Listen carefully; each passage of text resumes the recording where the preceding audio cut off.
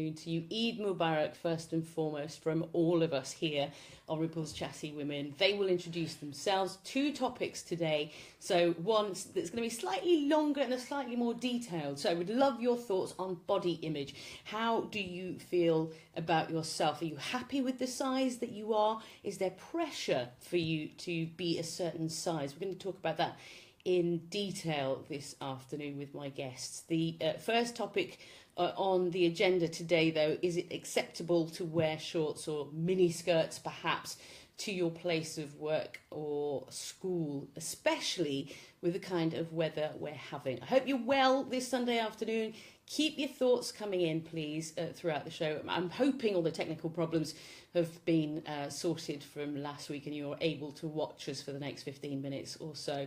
Don't forget to press on those emoticons, the likes, the love hearts and all that sort of stuff, and share the post. If you're watching this at any other time, you can also leave your comments later. I am going to try and do my best to keep up with those comments from my mobile. So let's find out who the people are on the show today, and we have a special guest on the show today. We've got an extra person who is sat just there. So shall we start with you and let's introduce yourself?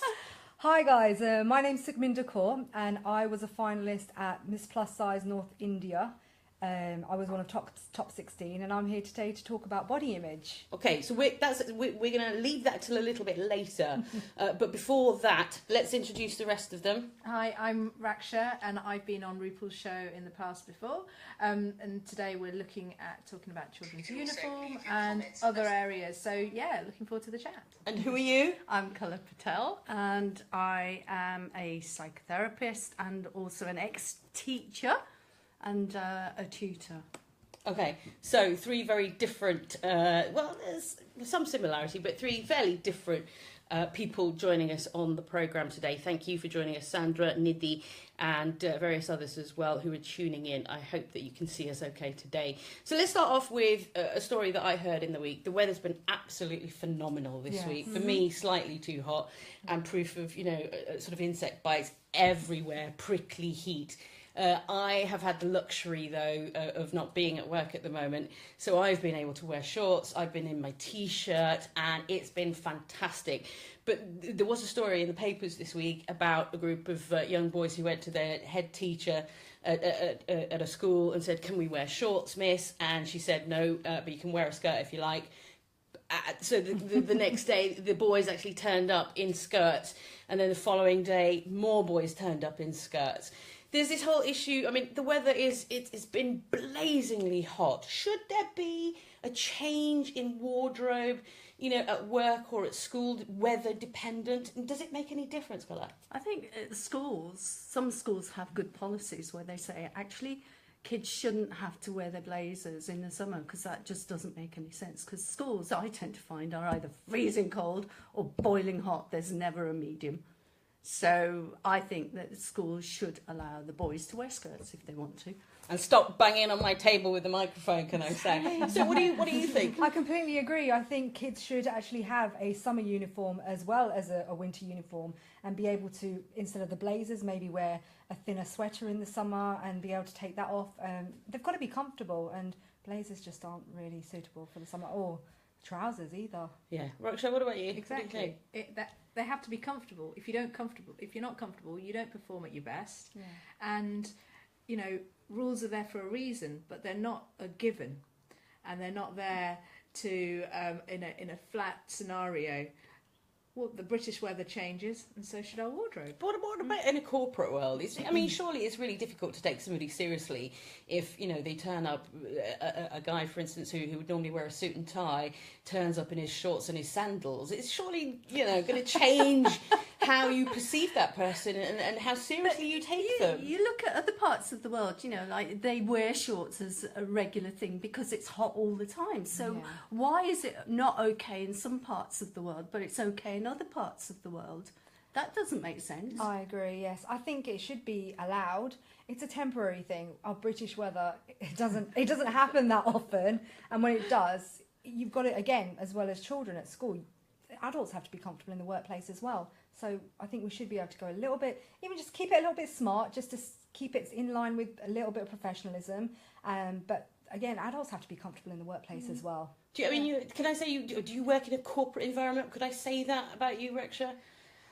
So I work from home. Okay. At home, very comfortable. We were sharing earlier, but when I'm out in the field, it depends. It depends on whom I'm talking to, and I'm aware of whom I'm meeting and how an initial meeting and initial perceptions are. However, I don't let that cloud what I'm wearing. Having said that, I won't go out with socks and sandals. That's a no-no. But I make sure that I'm comfortable. But also, I was just thinking from what you were saying, if we don't challenge norms, how do we change things? And So- some Yes. policies are a bit bonkers, aren't they? Yeah, Yes. yeah. School Yeah. uniform being a prime example, but there's unwritten rules within organisations, and it depends on what your role is and on to what level you're representing the organisation. If you're in the IT team and you are surrounded by PCs all day, hot equipment Yeah. all day, Yes. small rooms, that you can. There's a case for it if you're out representing as part of a sales team, but flexibility should be there. Again, coming back to But sure, comfort. yeah, because surely the person, if you're dressed uncomfortably for the weather, you're not going to perform as well because you're going to be sort of busy worrying about how hot it is, etc., etc. But you have to be sensible about it, don't Yep. you? It's about, Yes. if you're a professional, you dress professionally. You don't wear woolen coat, No, of in course, this yes, kind of weather. No, and also equally, you might be dressed in a beautiful suit, but if you're sitting there sweating buckets, equally that's not attractive No, as well. We No. agree. So your thoughts, please. Make sure you put your comments below. Thank you for joining us, Michaela, Madhuri, Dharmesh, Pravina, and various others as well. Nidhi, thank you for tuning in as well. Ange, hi, you've just tuned in. Nidhi says, I think work dress codes are dictated more by the industry that you're actually in. So keep your comments coming in as far as this particular subject is concerned. So let's move on to, I guess, the main topic for today. And I wanted to talk about it because I heard about this lady. And do you know what? It being a bigger plus size, however you want to describe it, person myself, do you know, it's refreshing to meet somebody like you. Oh, So thank you. just remind us, Sukh, what were you part of? So I was part of a beauty pageant in India, the first of its kind, and it was for plus size women. There were 40 finalists, 500 auditioned, and I was fortunate enough to be asked to come to India to be one of the 40 finalists of this plus size pageant, and I made it through to the final top 16. No, there's a whole other discussion about beauty pageants, which we'll leave to perhaps That's another. that's a episode. whole nother issue, which I'm sure we could talk about in the future. But why did you decide to join it? Where did that come from? I had body confidence issues myself. I was an emotional eater. I still am, but not as much as I used to be. And I lacked confidence, self-esteem, and I went through issues myself. Over the years, I've gained my confidence back, and this opportunity came up, and I thought, why not? I can be in a fashion beauty pageant just like anybody else can. So I took the plunge. I was a little bit scared, and I did it. And it was a great opportunity, and I wanted to be a part of it. So were you, for want of a better phrase, big? From a young age, like Yeah, yourself? I don't ever remember being slim. I've always had curves, but my weight has fluctuated. I'd lose weight, and I'd plateau, and then I'd eat again and gain it back. But I'd always have that battle against food. So I'm at a place now where it's just, as I was saying, healthy eating and exercise now. So, yeah. But growing up, was there a particular, influence in your household? For instance, was it the case that everybody else was stick thin, and that's the image that was portrayed perhaps in your home or in your community? It wasn't in my home. It was more around my friends. My friends are actually a lot thinner than me, and I just felt the pressure to always look as good as them. And just wearing, but then it got to a point where I was like wearing baggier clothes and just covering up and thinking, just forget it. I am what I am. I'm just going to have to accept it, that this is me. So that's where it started at the younger age.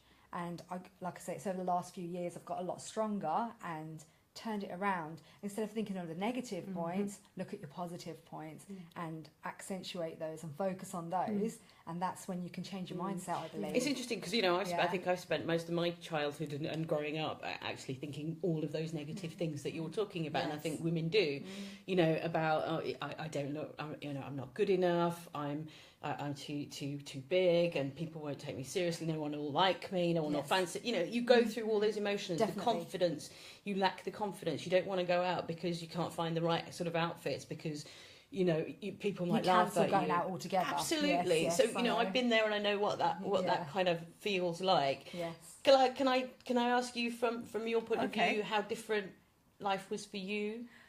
I actually had eating disorders and I would starve myself. Okay. So, and it's again the same sorts of things that you're talking about, not feeling confident enough, not feeling good enough, feeling that there were a lot of pressures. I'm a lot older than you lot. So there were also the messages we were getting in magazines, on telly. It was always about needing to be stick thin. I've got childbearing hips, but at that time, my mum and sister they're smaller than me. They're shorter anyway, but they're smaller. So there was that message I was getting in the home as well. You're big, and you know, had real problems with food as a result. Because it's like, So what you stopped eating? I stopped eating. I would over-exercise, I wouldn't eat properly, and it was about self-esteem, self-worth, all of those things. And I probably do what I do today because of what I did when I was younger, because I didn't have anyone to say, actually, that you shouldn't be doing that. You're perfect as you are. And I think that's the message we need to give to all young women, all young men. You're perfect as you are. Yes. You don't need to fit into a stereotype about what you need to look like. But at what stage did you kind of get to that realisation that actually I'm starving yourself is not the thing to do? I think my default was always about saying, if I'm stressed, I'll go back to, I'll not eat. It was about control.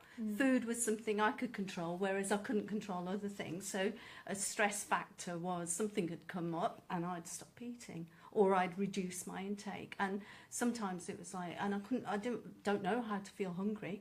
Don't know that one. So it's a case of you have to eat because it's important to eat, and then I'd get myself back out of it. But I think it's lots of messages from, and it's internalisation of all those messages from society, from family, from home. It's all sorts of things, and I think it took me about 30 years. Are you fairly confident, Raksha, as a person about your body and your body image? I used to be as I was younger. I mean, when in my teens. However, after having children, your body shape completely changes.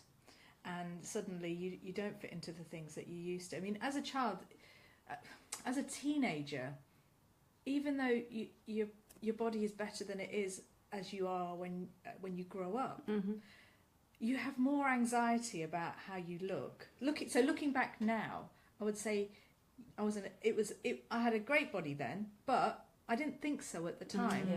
I still exercised loads. I still controlled my eating. I still sort of watch the fat intake, and I knew about calories and exercise, and I used to swim 3-4 miles a week, and I had a great pool near me in university. But I was very, very conscious. I was very aware of it, and then after you have children, so as an adult, you become more self-aware. However, it was really interesting you saying your whole self-identity and self-worth changes when you're an adult. I mean, I was talking to a friend of mine the other day, and I was talking about stretch marks, from having children, and whilst I'm not perfect now, I wouldn't change myself because of image. For health, definitely, but not for image, because those marks that you have on your body is a story of what you've been through, and that self-worth that you move in a different place in your mind, But where do you get that sense of self-worth from? When? as you've all been saying, you're constantly bombarded by, you know, media, the press, or celebrities, or you know, other people. Where does that sudden confidence come from to actually accept who you are and be happy with who you are? So. I truly believe that it's about your people around you. So they're the ones that uplift you. You've got to surround yourself with positivity. And as much as people can tell you you're beautiful, you're this, you're that, it's up to you to know your self-worth. But it's those surrounding factors certainly contribute to uplifting you. But as I said before, you need to concentrate on your positives and not think, oh, I look too... Oh, my hips are looking big. Okay, I've got really nice eyes. Work on those. Oh, I love my legs. Let's get the dresses a little shorter. What about the health aspect of it, though? Being plus size, yes, you know, and saying I'm happy with who I am, but there are sort of health issues that surround that. And we talk about the NHS. We talk about obesity is one of the biggest issues. One of, I think, one of the fourth biggest issues within the NHS, and dealing with, you know, things like diabetes and heart attacks and etc. Where do you stand on that? I truly believe that healthy eating and exercise are the way forward. Diets, fads, there's no point doing them. That's what I've done them myself. I've done several diets. I think we all have. And we all know that you lose the weight or you don't, and when you do lose the weight, you slowly put it back on again. It's about keeping something sustained and maintained, to exercise regularly and to eat healthy. Everything else will fall into place after that. Absolutely. That's what I truly believe. I'm not saying it's okay to be fat, stay fat, as people would say. I'm saying eat healthy, be healthy, but still be confident as you are. And if your body changes... And just out of interest, what sort of reaction have you had from people? You know, that you've been part of this beauty pageant, this plus-size beauty pageant. What sort of reaction have you had? I was very nervous at first, thinking I would get a lot of negative responses, but I'm actually surprised I haven't had any negative responses. I've had a lot of girls that don't know me actually messaging me saying, you make me think differently. Thanks, you're so inspiring. And it's for those people that you do think if you can change the mindset of one person or get someone else to look at themselves differently, that you've achieved something. I think there's also another issue. It's about patriarchy and misogyny, about women have to be a certain size. So when I was growing up, it was that whole thing about having an androgynous look. And I bought into that because I didn't know any better, because I was young. And whereas now it's like, hang on, this is about social control. If we control what women eat, we control their minds. If they're concentrating on their body, they're not thinking, they're not able to challenge us. So there's all of that. Sorry, I'm going to bring that lot in. But I would say, coming back to that, actually, there's a point where you turn around and sort of say, you know, enough is enough.